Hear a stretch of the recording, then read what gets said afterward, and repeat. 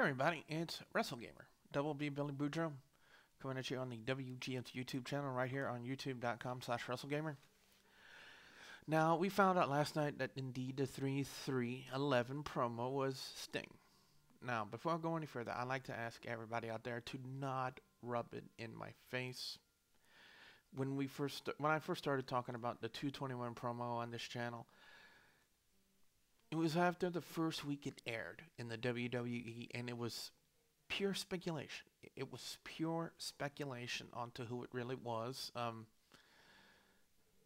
You know, the rumors were flying out there that Sting had signed a one-year deal with the WWE, but we did talk about that on WGS Radio, and I did make mention of the fact that nothing was confirmed at the time. Nothing was confirmed at the time that it was indeed Sting with the WWE. Now, after the third week of promos with the 221s, yeah, they kind of dropped the ball with it when they showed the actual face of the Undertaker in the promos. I thought that was a bad move by the WWE, but anyway, we got to live in that lie, as the old saying goes.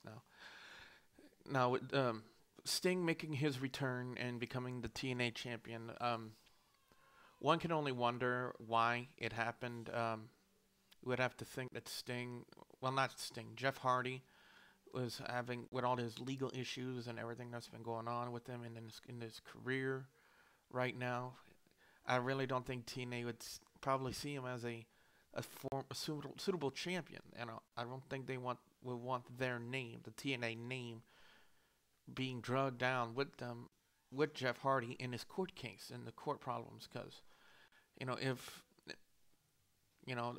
quite possible he might be looking at jail time. It's not been confirmed. Not if he I heard there was something about him maybe trying to plead guilty as a first-time offender. I'm not sure exactly what the whole deal is. I'm going to try to look into this information and get some word back to you guys here on the channel, either here on the channel, or I'll get Rick Starr to get him on it and see what he can find out what the whole situation is going on with Jeff Hardy and his case.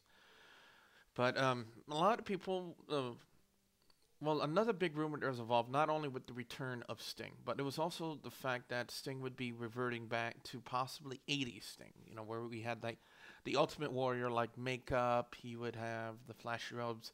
Now, last night he did have the flashy robes. He did have like a new wrestling gear on, but the face paint, it was very reminiscent to the face paint he wore in 2006 in TNA, right before, right when he debuted it at I believe it was the TNA Bound for Glory in 2006, where he beat Jeff Jarrett for the title, and then Jeff Jarrett took a lot of time off because of his then wife's ailment that ultimately cost her life.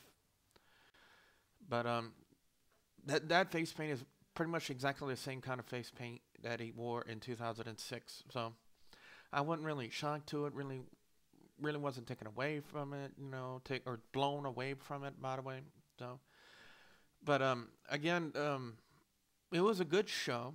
It was a good show. I never saw Sting do the Scorpion Death Drop from the top rope before. I'm thinking, man, if he lands on the back of his head like that, he could break a person's neck.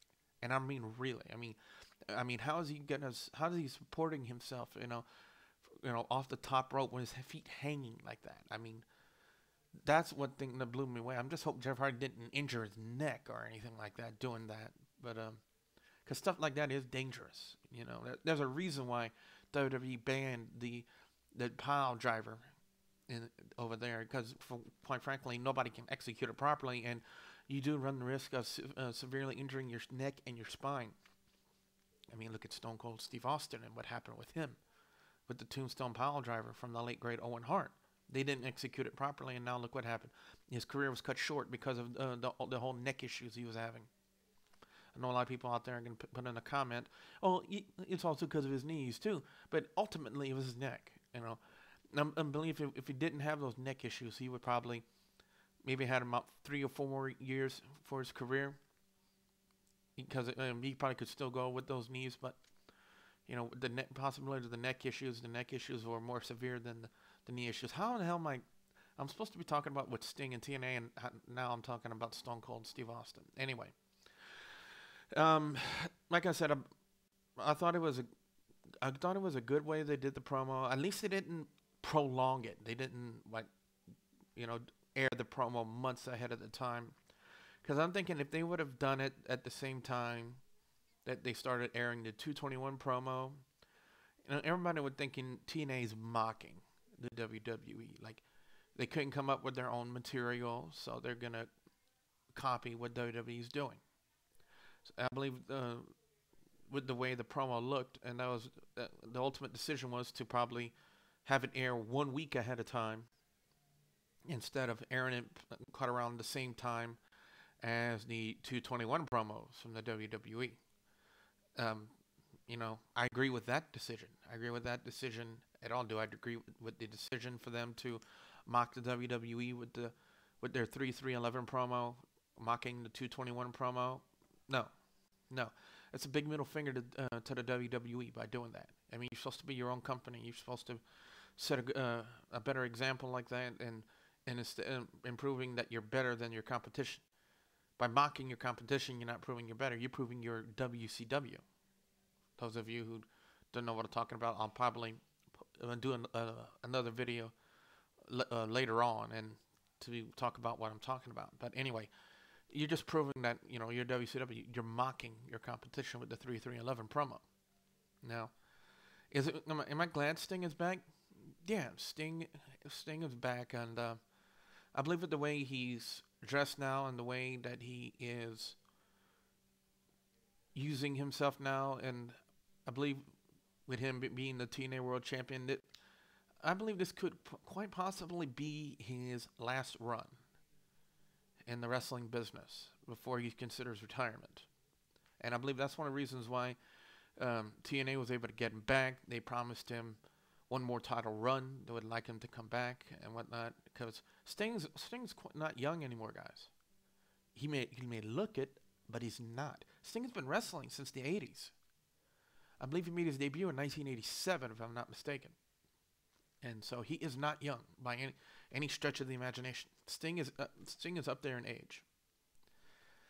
So I believe, you know, even though Vince McMahon could never get Sting to work in his company in the WWE, I believe after Sting officially retires from the business and everything like that, I believe it'd be only a matter of time before Vince would lay on the heavy-duty ass-kissing and stuff like that to try to get Sting inducted into his WWE Hall of Fame.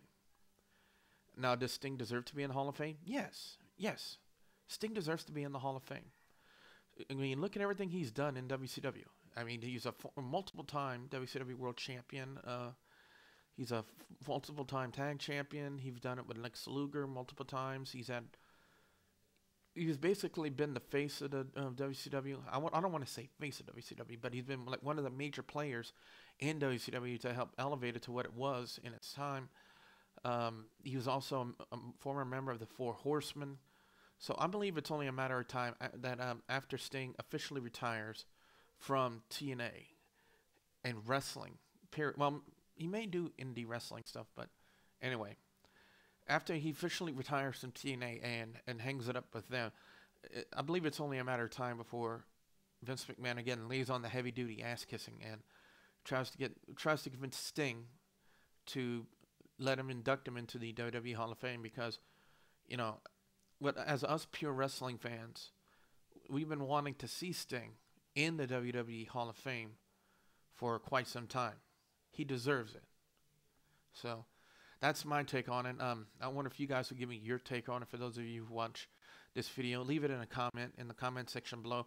And this quite possibly could be our next discussion topic on WGS Radio for Wrestle Down, the discussion on Wrestling Now, next Wednesday night on Blog Talk Radio. You never know. But if you guys have any ideas for discussion topics that you would like us to talk about on Wrestle Down, the discussion on Wrestling Now on WGS Radio, leave it in the comment section below, and I'll pitch to the guys and see what they say. Until then, I'm Double B Billy Boudreaux, aka WrestleGamer. Have a great day.